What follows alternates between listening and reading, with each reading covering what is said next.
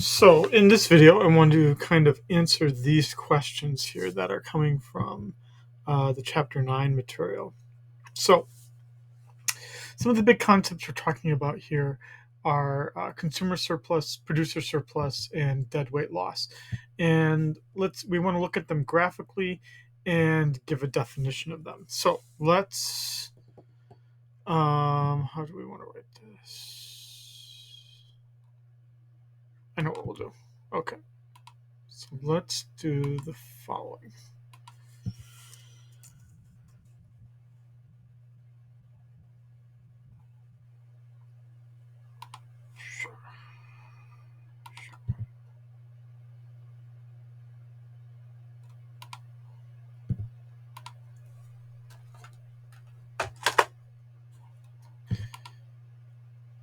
I'm just going to do this in a blank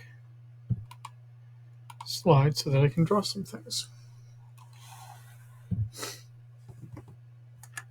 Okay, so let's start first with this graph here. And I don't know, I'm just going to make up what our product is here. Oranges. Here's my demand curve. And here is my supply curve. Now, the idea is that there's an equilibrium quantity and an equilibrium price.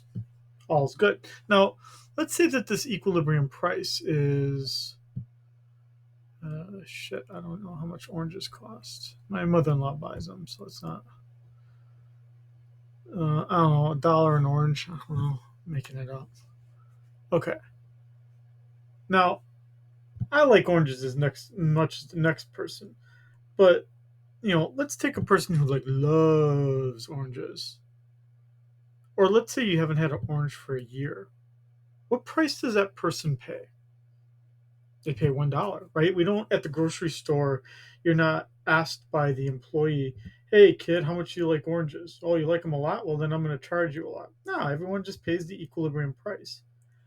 But this is important. But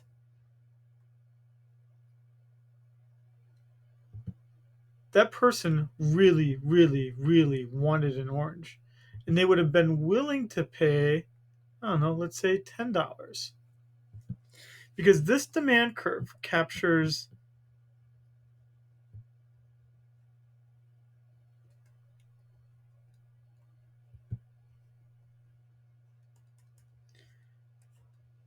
how much the person wanted the thing.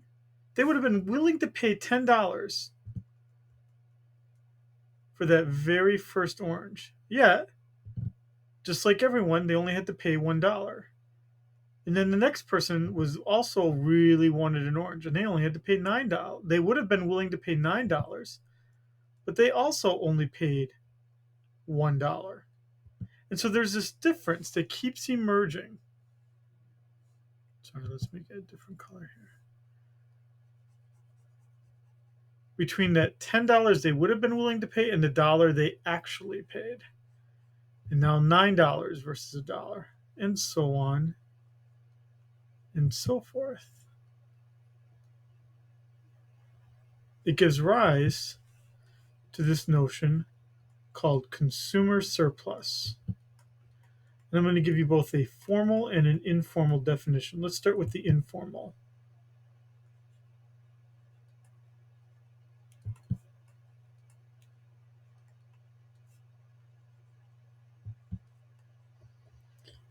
For the consumer surplus, it's like I feel like I got a good deal. I mean, think about it. How many times has there been something that you bought and you bought it right away because you would have been willing to pay so much more, yet you only had to pay a very low price? It happens to me all the time. It happens at least weekly to me.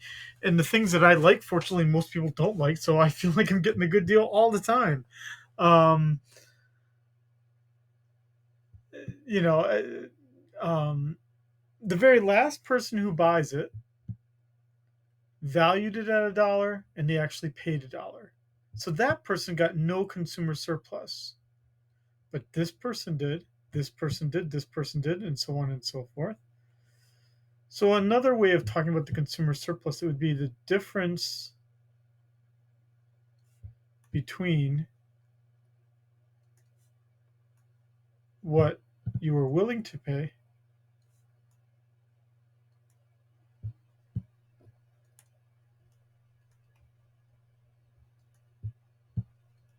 and what you actually paid.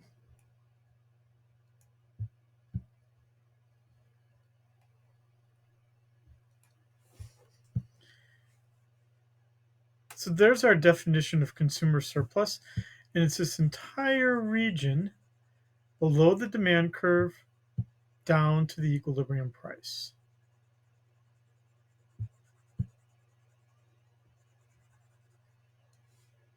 Now, what about the producer surplus? Well, let's use orange because this is what we're talking about here. So for the producer surplus, when the firm is just starting to grow oranges, when they're just starting to grow oranges, they had all these oranges that were growing on the trees, and they sold the first one. I mean, they're pretty thankful for it because they have all this land, all this equipment to grow all these oranges. They would have been willing to sell it for very, very little, but they actually received $1. Thus, there's a difference between what they would have been willing to sell it for versus what they actually received,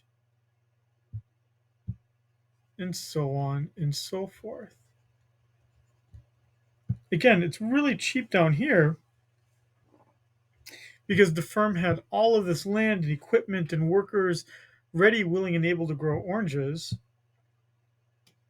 So, growing that first orange didn't require a lot of additional resources.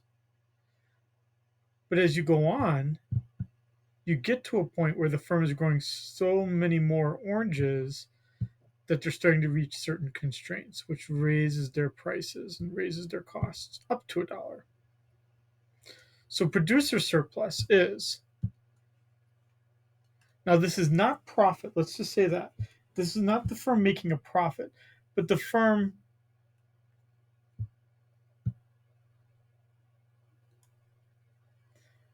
would have been willing to sell it for less.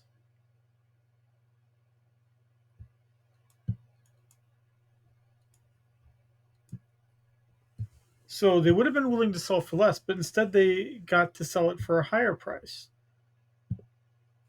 And our more formal definition here would be the difference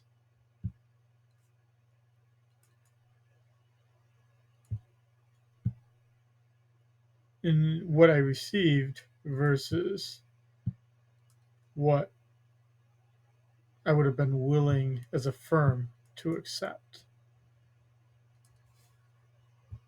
And just like the consumer surplus, the opposite here would be that the producer surplus is the region below the equilibrium price down to the supply curve. So my producer surplus is this region here. Okay, so that answers two of the three areas that we wanted to talk about: consumer surplus and producer surplus. Now,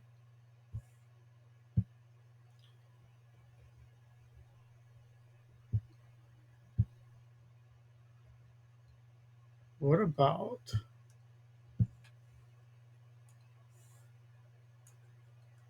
deadweight loss?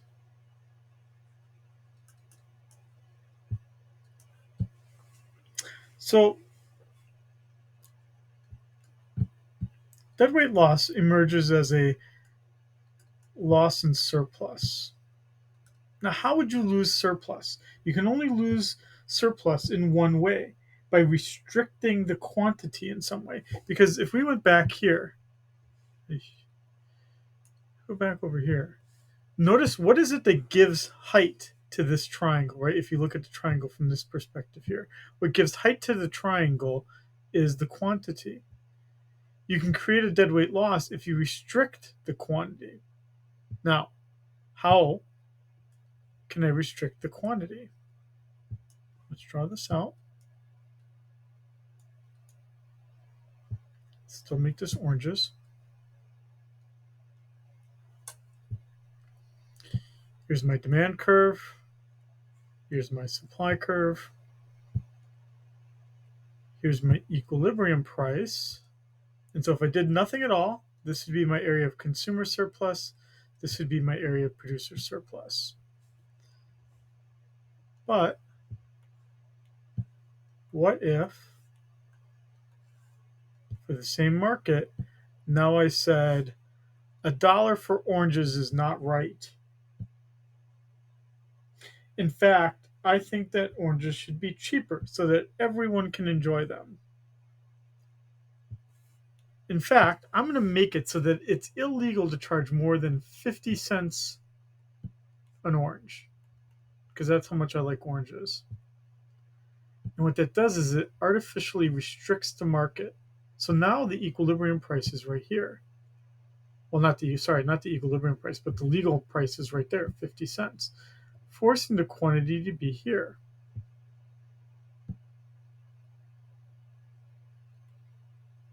Now, the consumer surplus is going to be the area below the demand curve to the price.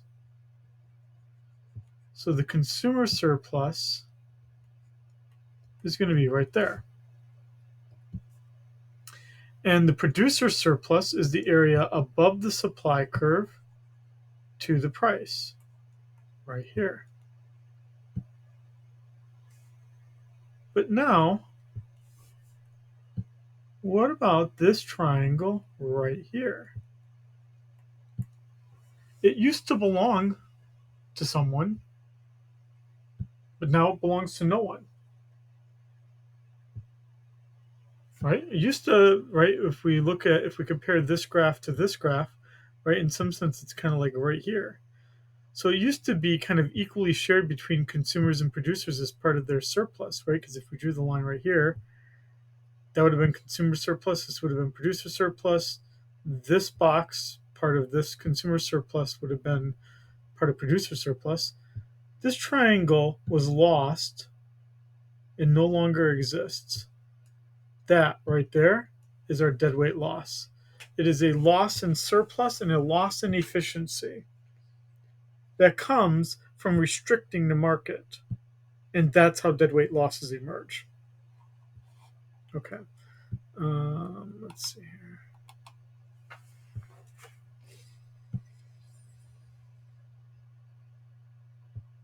Okay. I think I've answered the questions in this.